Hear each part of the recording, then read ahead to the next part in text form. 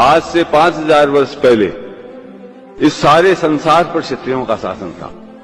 केवल 5000 वर्ष में हमारा इतना पतन हुआ कि आज संसार में सुई की नोक रखने जितनी जगह पर हमारा शासन नहीं। शासन आते हैं और चले जाते हैं, ये कोई बड़े पतन का सूचक नहीं है। लेकिन आज से 5000 वर्ष पहले तक इस संसार के सर्वश्रेष्ठ ज्ञानी, इस संसार के सर्वश्रेष्ठ तपस्वी, इस संसार के सर्वश्रेष्ठ योद्धा, वीर, सूरवीर हमारे समाज में थे। आज न हमारे पास शौर्य है, न पराक्रम है, न ज्ञान है, न तपस्या है। आज 15 मिनट खड़े रहने में 5-7 सूरवीर धराशायी हो जाते। ये हमारी शारीरिक स्थिति। मानसिक स्थिति ये है कि हमारे को कोई कितना ही कहता रहे, हमारे दिमाग के अंदर अच्छी बात घुसती है। हमको इन पतन और पराभव के कारणों को ढूंढना पड़ेगा। हम चाहें कि हम जैसे जैसा जीवन जीते रहें और क्षत्रिय बने रहेंगे, ये संभव नहीं। भगवान धर्म पतन कैसे हुआ?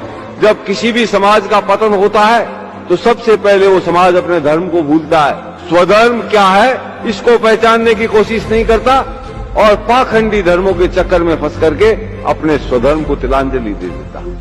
तब उसके पास उत्थान का जो पहला साधन स्वधर्म है वो उसके हाथ से चला जाता है और धर्म के नाम पर पाखंड में वो ठगा जाता है, जिससे उसका न कोई सांसारिक क्षेत्र में उसको लाभ मिलता है, न आध्यात्मिक क्षेत्र में उसको कोई लाभ मिलता है। वो अपने स्वधर्म से दूर भटक जाता है। उसके बाद वो समाज अपने इतिहास को भूलता है। आज विभिन्न क्षेत्रों में ऐसा कोई क्षेत्र नहीं जिसके अंदर हमारा महापुरुष पैदा नहीं हुआ और जिसने संसार भर में अपनी ख्याति नहीं पैदा की। वो रजनीश कहता था 10,000 रोज 10,000 मनुष्यों को, सैनिकों को रोज युद्ध में मारने वाला भीष्म पितामह भी क्षत्रिय समाज में पैदा हुआ और चींटी को भी मत मारो, ये अहिंसा का उपदेश करने वाला भी क्षत्रिय समाज में हुआ। चारों तरफ की ज्ञान की हमने पराकाष्ठाएं तोड़ दी, वीरता की हमने पराकाष्ठाएं तोड़ दी, तपस्या की हमने पराकाष्ठाएं तोड़ दी। संसार में आज तक विश्वामित्र से लंबी तपस्या करने वाला संसार में कोई तपस्वी हुआ है जो संसार में आज तक कोई नहीं कर सका, जो राम के काल में नहीं हुआ, जो महाभारत के काल के अंदर नहीं हुआ, वो राजपूत काल में राजपूतों ने करके दिखाया। माथा कटने के बाद लड़के दिखाए और माथा कटने के बाद 1-2 हाथ तलवार के चला दिए नहीं, कोसों तक बिना माथे के लड़ते हुए चले गए।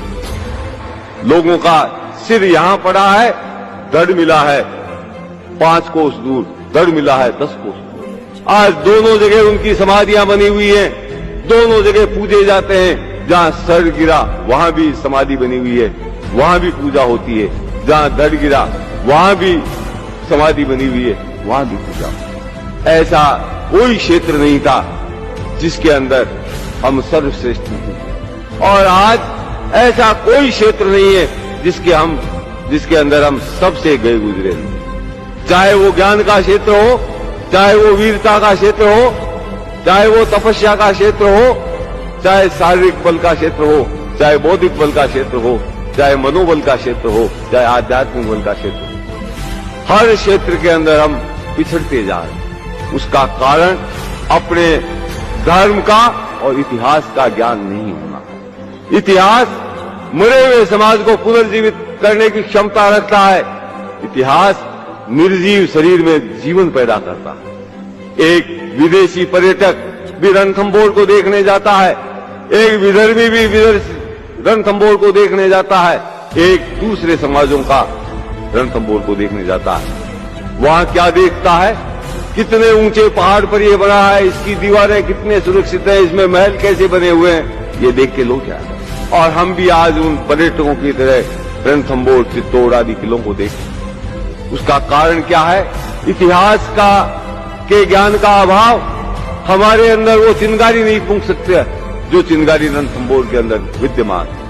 यदि हमको इतिहास का ज्ञान होता तो कोई भी राजपूत रणथंभौर के किले की सीढ़ियों पर चढ़ता तब उसका कलेजा धक धक करने लग जाता, कहीं ऐसा नहीं हो अंदर जोहर हो रहा हो, मैं अंदर प्रवेश करूं, कहीं जोहर की जलती ज्वालाएं मेरे को नजर नहीं आए, कहीं ऐसा नहीं हो जीत कर भी दुश्मन के झंडों को आगे करके लौट रहा हमीद जोहर के निराशाजनक प्रदर्शन को देख करके अपने जीवन से निराश हो गया हो, वो कहीं अपना मस्तक काट करके शिव जी के ऊपर नहीं चला रहा। इस इतिहास का ज्ञान नहीं है तो हमारे लिए रणथंभौर एक पत्थरों की दीवारों से अधिक कुछ नहीं, एक पत्थरों का संग्रह मात्र है। आज हम अपने स्वधर्म को भूल रहे हैं, पराये धर्म को अपना धर्म समझ रहे हैं। कृष्ण भगवान ने गीता में कहा है, श्रेया नाम स्वधर्मो विगुण पर धर्मो भयाव, तेरे स्वधर्म का पालन करने में ही तेरा कल्याण है। दूसरा धर्म भय को देने वाला, दूसरा धर्म तेरे को कायर बना देगा, तेरे को पलायनवादी बना देगा। फिर कृष्ण भगवान कहते हैं, दूसरे के धर्म का तू ठीक प्रकार से पालन कर ले तो भी तेरा कल्याण संभव नहीं, लेकिन अगर तेरे स्वधर्म का तू टूटा फूटा भी का पालन कर लेगा तो तेरा कल्याण। आज उस स्वधर्म को जानने और सीखने की चेष्टा हमारे समाज में नहीं, अपने स्वधर्म को अपनाने की चेष्टा नहीं करेंगे, हमारे अंदर जीवनी शक्ति नहीं आ सकती। जब तक अपने इतिहास का ज्ञान नहीं करेंगे, हमारे अंदर प्राण शक्ति का विकास नहीं हो सकता। और पराभव का अंतिम सोपान है संस्कार, सांस्कृतिक पराभव, अपनी संस्कृति को भूल जाना। आज भी हर दिन हमारा बोल चाल, रीति रिवाज, खान पान, रहन सहन सब दूषित होता है। इस पूंजीवादी सभ्यता और पूंजीवादी संस्कृति यानी विदेशी सभ्यता और विदेशी संस्कृति यानी ईसाइयत की सभ्यता और ईसाइयों की संस्कृति का प्रचार आज इस देश के अंदर चैत्र शुक्ला प्रतिपदा को कोई नया वर्ष नहीं मनाता। 1 जनवरी को ये धर्म के ठेकेदार बने हुए शुभकामनाएं देते हैं, नए साल की शराब पी के नाचते हैं। शहरों में जाकर के देखो, ये सारे पी करके होटलों में नाचते हैं। और अपने स्वधर्म को सीखना पड़ेगा। सिखाएगा कौन? उपनिषदों में लिखा है, क्षत्रियों ने अपना ज्ञान कभी किसी को नहीं दिया, इसीलिए उन्होंने करोड़ों वर्ष तक इस सृष्टि पर शासन किया। हमारे धर्म का कोई ग्रंथ नहीं है जिससे हम ये सीख ले कि ऐसा शास्त्र धर्म हमको, जो हमारे श्रेष्ठतम ग्रंथ हैं उपनिषद, वाल्मीकि रामायण, महाभारत, गीता आदि के अंदर सर खपा करके ये ढूंढना पड़ेगा कि हमारे पूर्वज किस रास्ते पर चल करके इतने महान बने। उस रास्ते को हम स्वयं ढूंढें, उस रास्ते पर अग्रसर हों, तब हमारा उत्थान संभव है। लेकिन आज राजपूतों के गांवों की, राजपूतों के परिवारों की और राजपूत नवयुवकों की सबकी मानसिकता यह है, पेट कैसे भराए। पेट भरना कोई समस्या नहीं, कुत्ता भी अपना पेट भरता है। किसी को भूखे मरते सुना क्या आपने? कुत्ता फला जगह भूखा मरता। पेट की आग में इतनी क्षमता है कि वो आदमी को दौड़ा करके अपना पेट अपने आप भर ले। मनुष्य में और पशु में अगर कोई अंतर है, पशु भी पेट भरता है, बच्चे बच्ची पैदा करता है, और मनुष्य भी ये काम करता है। जब तक यहां तक मनुष्य सीमित है, पशु में और उसमें कोई अंतर नहीं।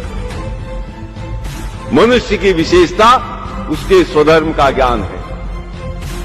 वो अपने स्वधर्म का ज्ञान अर्जित करके उसके रास्ते पर चलता है, सह उद्देश्य जीवन जीता है, अपने स्वधर्म का पालन करने के लिए जिंदा रहता है, तब वो मनुष्य है, तभी वो क्षत्रिय है।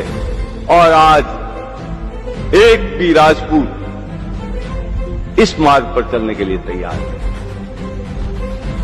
उनको ऐश चाहिए, उनको आराम चाहिए, उनको दूसरों की देखा देखी अपनी संस्कृति को तूली लगाना मंजूर है, लेकिन अपने धर्म, इतिहास और संस्कृति को रक्षा के लिए प्रयत्न करना मंजूर है।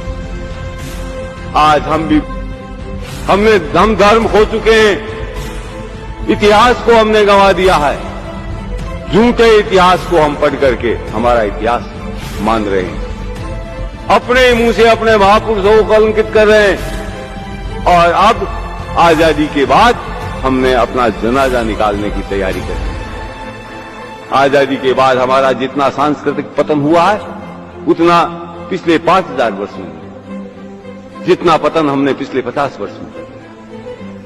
इस पतन के बाद हम राजपूत नहीं रहेंगे, हम क्षत्रिय नहीं रहेंगे, इस बात को आपको स्वीकार करना चाहिए।